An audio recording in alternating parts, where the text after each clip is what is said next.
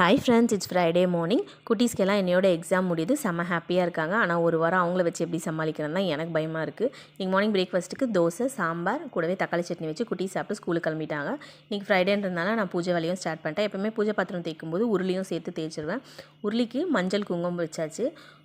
எப்பயுமே உருளியில் வெறும் தண்ணி மட்டும் ஃபில் பண்ணாமல் அது கூட கொஞ்சமாக மஞ்சள் பொடி, வாசனைக்கு கொஞ்சம் ஜவ்வாது பவுடர், கூடவே பச்சை கற்பூரம் சேர்த்து பாருங்கள். எல்லா நெகட்டிவ் வைப்பும் போய் வீட்டுக்கு நல்ல ஒரு பாசிட்டிவ் வைப் கிடைக்கும். அது கூட நீங்கள் என்ன கலர்ஃபுல்லான பூ வச்சு டெக்கரேட் பண்ணாலுமே ரொம்ப அழகாக இருக்கும். இன்றைக்கி நான் சாமந்தி பூ கூடவே ஒரு கலராக ஒரு பூ கிடச்சிது. அது என்ன பூன்னு எனக்கு தெரியல. பார்க்க அழகாக இருந்ததுன்னு வாங்கிட்டேன். உங்களுக்கு தெரிஞ்சால் மறக்காமல் கமெண்ட் பண்ணுங்கள். நிலவாசலில் விளக்கும் ஏற்றி வச்சுட்டேன். விளக்கு எப்பயுமே தரையில் வைக்காமல் கொஞ்சமாக உதிரி பூ சேர்த்து அது மேலே வச்சு ஏற்றி பாருங்கள், ரொம்ப நல்லது. பூஜை ரூமில் கொஞ்சமாக கம்ப்யூட்டர் சாம்பிராணியோட தசாங்க பவுடர் சேர்த்து ஏற்றி பார்த்தேன். வாசனை நல்லா இருந்துச்சு. கண்டிப்பாக ட்ரை பண்ணுங்கள். விளக்கு ஏற்றி சாமியும் கும்பிட்டாச்சு. இதெல்லாம் பண்ணும்போது நம்ம வீட்டுக்குள்ளே ஒரு பாசிட்டிவ் வைப் இருக்கிறத நம்மளே ஃபீல் பண்ணலாம். என்னோடய ஃப்ரைடே இப்படி தான் போச்சு. இந்த வீடியோ பிடிச்சிருந்தா லைக் பண்ணி சப்ஸ்கிரைப் பண்ணுங்கள்.